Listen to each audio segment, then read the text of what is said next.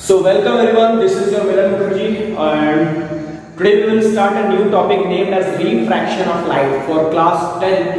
Class 10th वालों के लिए आज हम रिफ्रैक्शन ऑफ लाइट के बारे में पढ़ेंगे।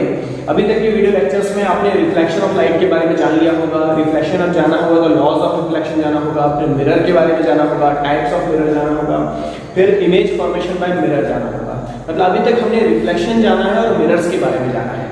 आज एक नया टॉपिक पढ़ेंगे, इस टॉपिक का नाम है रिफ्रैक्शन ऑफ लाइट। अगर आप रिफ्रैक्शन ऑफ लाइट को समझ जाओगे तब इसके आगे हम पढ़ेंगे refraction through a glass slab. और एक ग्लास स्लैब से रिफ्रैक्शन किस तरीके से होता है, जब हम ग्लास स्लैब को समझ जाएंगे इसके बाद हम पढ़ेंगे कि लेंस कैसे होते हैं और लेंस के अंदर से रिफ्रैक्शन किस प्रकार का होता है। जब हम लेंस का रिफ्रैक्शन समझ जाएंगे उसके बाद हम समझेंगे कि लेंस में इमेज फॉर्मेशन किस प्रकार का होता है। तो आज के इस वीडियो लेक्चर में हम पढ़ेंगे रिफ्रैक्शन ऑफ लाइट। तो रिफ्रैक्शन ऑफ लाइट क्या होता है उसके बारे में थोड़ा सा हम बात करते हैं, ठीक है। तो अभी हमने पहले के वीडियो में डिस्कस किया हुआ था कि जो लाइट है वो लाइट हमेशा स्ट्रेट लाइन में मूव करती है, रेक्टिलिनियर प्रोपगेशन करती है और अपना डायरेक्शन को कभी भी चेंज नहीं करती है जब तक कि कोई दूसरा मीडियम ना आए। तो अब क्या होगा जब उसका कोई दूसरा मीडियम आ जाएगा, लेट अस सपोज दैट कि लाइट जो है मेरी एयर से ट्रैवल कर रही है और एयर से ट्रैवल करते हुए वाटर के अंदर पेनिट्रेट कर जाती है। जब वो वाटर के अंदर पेनिट्रेट करेगी तो क्या होगा, तो सबसे पहले अपन समझें इसको इस तरीके से समझिए कि मैं मान के चलता हूं कि मैं एक सरफेस मान रहा हूं कि यहां पे मेरे पास क्या है, यहां पे मैं एयर बोल रहा हूं और यहां पे मैं क्या बोल रहा हूं, यहां पे मेरे पास वाटर है। या मैं सिंपली बोल सकता हूं कि एयर जो है मेरा कंपैरेटिवली रेयर मीडियम है टू वाटर। वाटर मेरा कैसा मीडियम है, कंपैरेटिवली डेंसर मीडियम है टू एयर। मतलब मैं बोल रहा हूं कि एक लाइट रे है जो सन से आ रही है और एयर से ट्रैवल करती हुई वाटर के अंदर पेनिट्रेट कर रही है और जैसे ही वो वाटर के अंदर पेनिट्रेट करेगी तो उसके अंदर क्या क्या चीजें होंगी, तो दो चीजें होंगी। सबसे पहले क्या होगी, उसकी स्पीड विल रिड्यूस। सबसे पहले क्या होगा, उसकी स्पीड विल रिड्यूस। सबसे पहले उसकी स्पीड कम हो जाएगी। सबसे फास्ट सबसे ज्यादा स्पीड जो होती है वो एयर में होती है, हम पहले डिस्कस कर चुके हैं 3 × 10⁸ मीटर पर सेकंड होती है और जैसे ही वो पानी में जाएगी तो उसकी स्पीड कम हो जाएगी। दूसरी चीज क्या होगी, it changes its direction. It changes its direction मतलब मैं बोल रहा हूं कि जैसे ही लाइट रे, जैसे मान लीजिए कि ये एक लाइट रे बनाता हूं मैं, एक रे है इसको मैं एरो से दिखा रहा हूं। जैसे ही लाइट रेस पे आके पानी के सरफेस के अंदर एंटर करती है वो क्या करेगी, दो चीजों का, एक तो अपनी स्पीड को कम कर देगी, दूसरा क्या होगा, वो अपना डायरेक्शन को चेंज कर देगी। तो एक्चुअली होता क्या है समझते हैं। देखिए जैसे ही इस पे टच करती है तो क्या करते हैं, एक नॉर्मल ड्रॉ कर देते हैं। नॉर्मल का मतलब ये मेरा सरफेस है, सरफेस के परपेंडिकुलर, मतलब ये पूरा क्या बनाएगा, ये मेरा 90 डिग्री का बनाता है, ठीक है। इसको मैं क्या बोल रहा हूं, इसको मैं नॉर्मल बोल रहा हूं।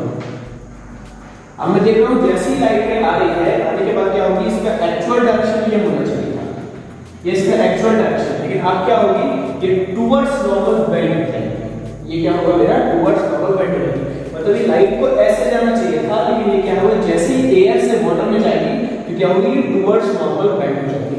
ये क्यों बेंड हो जाती है, क्योंकि यहाँ पे ये बहुत फास्ट स्पीड में आ रही है, इसकी स्पीड सबसे ज्यादा है 3 × 10⁸ मीटर पर सेकंड है और जैसे ये डेंसर मीडियम में पेनिट्रेट करती है तो इसकी स्पीड थोड़ी कम हो जाती है। जैसे इसकी स्पीड कम होती है तो क्या होता है, ये नॉर्मल की तरफ बेंड हो जाती है। और यही जो फिनोमेना है, the phenomena of bending of light when it changes its medium is known as refraction of light. इसी फिनोमेना को, इसी एक्टिविटी को, ऐसी खेल को हम क्या बोलते हैं, रिफ्रैक्शन ऑफ लाइट। जब भी लाइट रे एक मीडियम से दूसरे मीडियम में जाती है तो वो थोड़ी सी बेंड हो जाती है, या तो टुवर्ड्स नॉर्मल बेंड हो जाएगी या तो away from the normal bend हो जाएगी। इस बेंडिंग के फिनोमेना को हम क्या बोलते हैं, रिफ्रैक्शन ऑफ लाइट। तो अभी हमने समझा कि जब लाइट मेरी रेयर मीडियम से डेंसर मीडियम में जाएगी तो क्या होगा, वो टुवर्ड्स नॉर्मल बेंड हो जाएगी। मैं लिख देता हूं कि जब लाइट मेरी रेयर मीडियम से, जब लाइट मेरी रेयर से डेंसर की तरफ मूव करेगी, ये याद करने वाली बातें हैं, तब ये क्या होगी, टुवर्ड्स नॉर्मल बेंड हो जाएगी, टुवर्ड्स नॉर्मल बेंड हो जाएगी। और जब लाइट मेरी डेंसर से रेयर की तरफ जाएगी तो कैसा होगा, away from the normal bend हो जाएगी। इसको डायग्राम बना के समझते हैं कैसा होगा, चलिए इसको मैं समझता हूं कैसा। जैसे लेट अस सपोज दैट कि मैंने फिर से ये माना है, इस बार मैंने क्या किया, ऊपर कोई डेंसर मीडियम माना है और नीचे कोई रेयर मीडियम माना है। ये ऊपर नीचे तो बोर्ड में समझाने के लिए, नेचर में कहीं भी कुछ भी हो सकता है। तो तो अब हम कैसे बोल रहे हैं, हमने बोला एक लाइट रे आ रही है, ये इसका मैंने नॉर्मल ड्रॉ कर दिया है, ये इसका एक्चुअल डायरेक्शन है। अब ये एक्चुअल डायरेक्शन से होगी away from the normal bend हो जाएगी, ये कैसा होगा, अवे फ्रॉम द नॉर्मल। ठीक, तो यहां पे हम लिख सकते हैं कि जब लाइट मेरी डेंसर से rare, when the light travel from denser medium to rarer medium, it bend away from the normal, away from the। तो इस पूरे खेल, उस पूरी एक्टिविटी को हम क्या बोलते हैं, रिफ्रैक्शन ऑफ लाइट। चलिए कुछ टर्मिनोलॉजीज के बारे में जान लेते हैं। ये जो लाइट रे है, आ रही है, आने वाली जो रे है, इसको हम बोलते हैं इंसिडेंट रे। ये पहले भी आप लोग जान चुके हो। इसको हम क्या बोलते हैं, इस लाइट, इस रे को हम क्या बोलते हैं, इंसिडेंट रे। ये क्या कहलाता है हमारा, ये कहलाता है हमारा नॉर्मल। क्या कहलाता है, नॉर्मल। नॉर्मल मतलब क्या, जो हमारा सरफेस है, सरफेस के परपेंडिकुलर डायरेक्शन में हम एक लाइन इमेजिन करते हैं, उसको हम क्या बोलते हैं, नॉर्मल बोलते हैं। फिर ये जो रे है, जो जा रही है, इसको हम बोलते हैं रिफ्रैक्टेड रे। इसको हम क्या बोलते हैं, रिफ्रैक्टेड रे। जैसे पहले हमने रिफ्लेक्टेड रे पढ़ा था, इसमें हम पढ़ रहे हैं रिफ्रैक्टेड रे। ये जो आई है, इस आई को हम बोलते हैं angle of incidence, angle of incidence. और ये जो आर है, इसको हम क्या बोलते हैं, इसको हम बोलते हैं angle of refraction, angle of refraction, angle of refraction. अब इस केस में क्या हो रहा है, इस केस में ये बन रहा है मेरे पास एंगल आई, और ये वाला क्या बन रहा है मेरे पास एंगल आर। इस केस में एंगल आई मेरा बड़ा होता है और एंगल आर मेरा छोटा होता है, क्योंकि जो लाइट में है वो टुवर्ड्स नॉर्मल, नॉर्मल की तरफ बेंड जाती है, तो आर मेरा छोटा हो जाता है। और इस केस में क्या होता है, जब डेंसर से रेयर जा रहा है तो अवे फ्रॉम द नॉर्मल होता है। अवे फ्रॉम द नॉर्मल क्या होता है, आर मेरा बड़ा हो जाता है। तो यहाँ पे क्या होगा, एंगल ऑफ इंसिडेंस मेरा छोटा होगा और आर मेरा क्या हो जाएगा, बड़ा हो जाएगा। ठीक, तो ये मेरी पूरा का पूरा फिनोमेना, ये पूरा का पूरा जो खेल है, ये कहलाता है refraction of light. The phenomena of bending of light when it travels from one medium to another is known as refraction of light. इसको हम बोर्ड, इसको नोट डाउन कीजिए। नोट डाउन करने के बाद हम आगे पढ़ते हैं लॉज ऑफ रिफ्रैक्शन। हमने बोला नेचर में जब भी लाइट मीडियम चेंज कर रही हो तो थोड़ी बेंड हो रही है, तो कुछ ना कुछ रूल्स को फॉलो करते हुए बेंड हो रही होगी। वो रूल्स क्या है, वो लॉज क्या है, वो पढ़ते हुए क्या आएगा, लॉज ऑफ रिफ्रैक्शन। तो चलिए अब पढ़ते हैं अपन लॉज ऑफ रिफ्रैक्शन। अभी हमने समझा रिफ्रैक्शन क्या है, अब हम समझते हैं लॉज ऑफ रिफ्रैक्शन कि ये रिफ्रैक्शन किस नेचुरल लॉज को फॉलो करते हुए परफॉर्म होते हैं, इसके बारे में जानते हैं। तो हम यहाँ पे आगे बढ़ रहे हैं, हम बोल रहे हैं laws of refraction, laws of refraction. So first law of refraction is here the incident ray, here the incident ray, the first law of refraction is incident ray, reflected ray, normal lies on the same plane। मतलब क्या है, incident ray मतलब ये वाली रे, reflected ray मतलब ये वाली रे, और नॉर्मल मतलब ये तीनों के तीनों एक ही प्लेन पे लाई करते हैं। एक ही प्लेन पे लाई करते हैं मतलब क्या हुआ, जैसे ये हमारा बोर्ड, अब यहाँ पे देख रहा हूँ कि ये तीनों डायग्राम में दिखा रहा है, इंसिडेंट रे, रिफ्लेक्टेड रे और नॉर्मल, ये तीनों एक ही प्लेन पे बन रहे हैं। ऐसा नहीं होगा कि इंसिडेंट रे मेरा ऐसा जा रहा है, नॉर्मल मेरा ऐसा जा रहा है, और जो रिफ्लेक्टेड रे वो बोर्ड से बाहर निकल के ऐसा जाए, ऐसा पॉसिबल नहीं होगा। क्यों, अगर ऐसा होगा तो ये किसी दूसरे प्लेन में ट्रैवल करते हुए चला जा रहा है।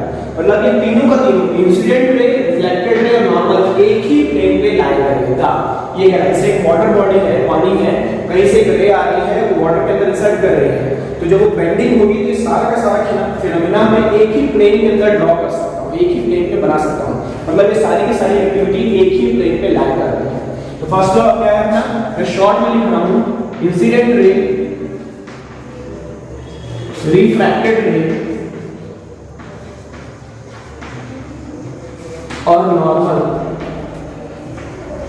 Lies on the same plane, lies on the same plane, एक ही प्लेन पे लाई कर रहा है। फिर हम आगे बढ़ते हैं, दूसरा है हमारा, दूसरा हम देखते हैं क्या, ये जो मेरा एंगल बन रहा है, मैंने बोला ये साइन आई बन रहा है, ये साइन आर बन रहा है। अभी मैंने बोला जब rare to denser towards normal bend हो रहा था, जब डेंसर टू रेयर है तो away from the normal bend हो रहा है। मतलब ये जो साइंस आई और ये जो मेरा आई और आर का रेशियो है, आई और आर का जो रिलेशन है, ये डिपेंड कर रहा है मीडियम पे, ये डिपेंड कर रहा है मेरा मीडियम पे। क्योंकि जब मीडियम मेरा रेयर है तो अलग टाइप से आर बन रहा है, जब मीडियम मेरा डेंसर है तो अलग टाइप से आर बन रहा है। मतलब ये समझ में आ रहा है कि आई का आर का और मेरा मीडियम का आपस में एक रिलेशन है, वही रिलेशन हम पढ़ेंगे सेकंड लॉ में। और वो रिलेशन क्या बनता है? वो रिलेशन बनता है मेरा sin i upon sin r is equals to n। n एक कांस्टेंट है, मतलब ये देखा जाता है कि हर बार किसी भी कंडीशन पे sin i और sin r का मैं जब भी रेशियो निकालने की कोशिश करूंगा तो मेरे को एक कांस्टेंट क्वांटिटी मिलेगी, और इस कांस्टेंट क्वांटिटी को अभी हम n के नाम से पढ़ रहे हैं। आगे चल के आप पढ़ोगे इसी कांस्टेंट क्वांटिटी को हम बोलते हैं रिफ्रैक्टिव इंडेक्स। इसी क्वांटिटी को हम क्या बोल रहे हैं? Refractive index of material. ठीक, तो ये हमारे दो लॉज है। पहला लॉ क्या बोलता है? इंसिडेंट रे, रिफ्लेक्टेड रे और नॉर्मल तीनों एक ही प्लेन पे लाया करेंगे। दूसरा बोलता है किसी भी कंडीशन पे sin i और sin r का मैं रेशियो निकालूंगा तो हर बार मेरे को वो कांस्टेंट क्वांटिटी मिलेगी। उस कांस्टेंट क्वांटिटी को अभी मैं n से डिनोट कर रहा हूं, आगे चलकर हम इसको रिफ्रैक्टिव इंडेक्स ऑफ मटेरियल के फॉर्म में पढ़ेंगे। और ये जो रिलेशन है sin i upon sin r, इस पूरे के पूरे रिलेशन को एक साइंटिस्ट ने इन्वेंट किया है, और इस साइंटिस्ट का नाम स्नेल्स है, इसलिए इसको हम बोलते हैं स्नेल्स लॉ। क्या बोलते हैं इसको? Snell's law. तो यहाँ हमारा ये टॉपिक कंप्लीट होता है। रिफ्रैक्शन क्या होता है, लॉज ऑफ रिफ्रैक्शन क्या होता है, इसको बढ़िया से नोट डाउन कीजिए, अच्छे से शांति से समझिए। अगर ये कंसेप्ट आप लोगों को समझ में आ गया तो वीडियो को लाइक करो, और अगर नहीं समझ में आया, कोई भी डाउट होता है तो मेरे को व्हाट्सएप पे कमेंट करके कुछ भी कोई भी डाउट उसको मैं क्लियर कर दूंगा। ओके, तो इस वीडियो को इस तरीके देखो। नेक्स्ट वीडियो में अपन क्या पढ़ेंगे? नेक्स्ट वीडियो में अपन पढ़ेंगे refraction through a glass slab, और जानेंगे कि रिफ्रैक्टिव इंडेक्स क्या होता है। रिफ्रैक्टिव इंडेक्स को डिटेल में पढ़ेंगे और रिफ्रैक्शन थ्रू ग्लास स्लैब को पढ़ेंगे। तब तक के लिए बाय बाय।